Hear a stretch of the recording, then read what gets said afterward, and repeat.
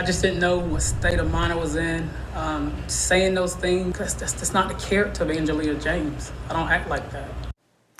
She says her behavior was wrong. She's sorry, and she doesn't want to lose her seat on the Monroe City Council. And tonight we're hearing new testimony from Angelia James. City of Monroe released that video of a hearing held last week to remove James. And Queen City News reporter Will Lewis joining us live now in the studio. Now, Will, the council member says that she believes that she suffered a mental health episode. Yeah, she sure does, and so does that doctor. You know, Angelia James says that is the only way to explain what took place on September 9, 2021. She says the actions seen on the released body cam footage was not typical of her character, and she knows she cannot perform actions like firing and demoting police officers. 45 minutes on the witness stand, and Angelia James once again reliving September 9, 2021. The night police recorded this video of James was started as a disturbance call to police from the Fairfield Inn Hotel. So I was walking around and I was like, there's some felons here and God's speaking to me and stuff like that. James testifying that her behavior and words were not that of a council person who has spent her time since 2020 serving the community. She watched the body cam police video from the hotel, her home, and hospital several times. It wasn't Angelia James that the community grew to love back in 2019. That wasn't Angelia James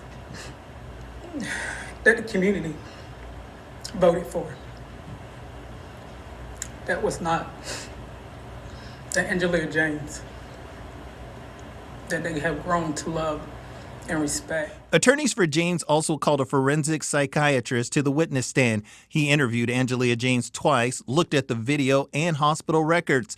The diagnosis on September 9, 2021, Angelia James suffered from delirium by hypoglycemia. But attorneys for the city say they feel sorry for the councilwoman, but her words, her actions, and her choices still violated the City of Monroe Code of Ethics. Angelia James issued an apology in a statement and in the local newspaper, but city attorneys say she has yet to formally apologize to officers. James says she knew the hearing was coming up and that the incident was just one day. It was an isolated incident that happened, and it can happen to any one of us. Just so happened, mine was recorded. Now, the hearing officer only makes a recommendation if James should lose her seat on council. The Monroe City Council will make that final decision next month. Alicia? All right, well, thanks for that update on that.